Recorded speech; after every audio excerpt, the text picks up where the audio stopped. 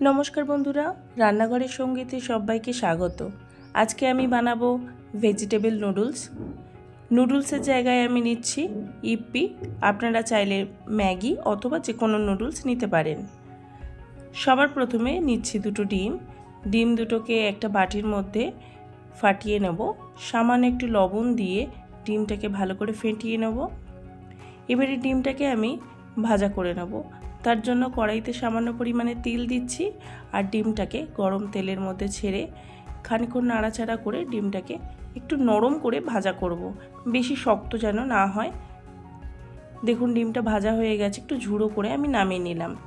তারপর আবারও কড়াইতে তেল দিয়ে 4-5টা রসুনের কুচি দিয়ে ভালো করে ভাজা করে নিচ্ছি যাতে রসুনের গন্ধটা চলে যায়। এরপর দেব আমি দুটো পেঁয়াজটাকে ডুমো করে কেটে দিয়েছি।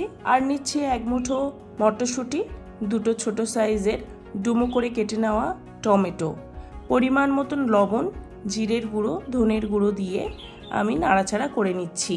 2 মিনিট নাড়াচাড়া করার পরে এর মধ্যে আমি দিচ্ছি একটি বড় কাপের 2 কাপ জল। এবারে জলটা ফোটার জন্য কিছুক্ষণ অপেক্ষা করব। দেখুন জলটা ফুটে এসেছে। এই সময় দেব ইপ্পি মশলা আর ইপ্পি নুডলস।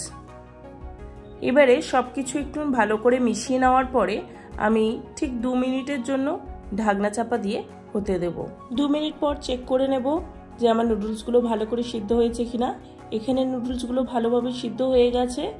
আর গ্যাসের ফ্লেমটা এই সময় বন্ধ করে দিয়ে আগে থেকে ভেজে রাখা ডিমের ছুঁড়োগুলো ছড়িয়ে দিলেই আমার ভেজিটেবল নুডলস একদম তৈরি। আমি সার্ভ করে নেব। খুব সহজে ভেজিটেবল নুডলস তৈরি হয়ে গেল।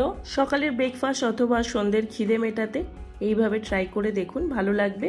আমার ভিডিওটি যদি ভালো লেগে থাকে লাইক, শেয়ার, কমেন্ট করবেন আর আমার চ্যানেলকে সাবস্ক্রাইব করে পাশে থাকার অনুরোধ রইল। সবাইকে ধন্যবাদ।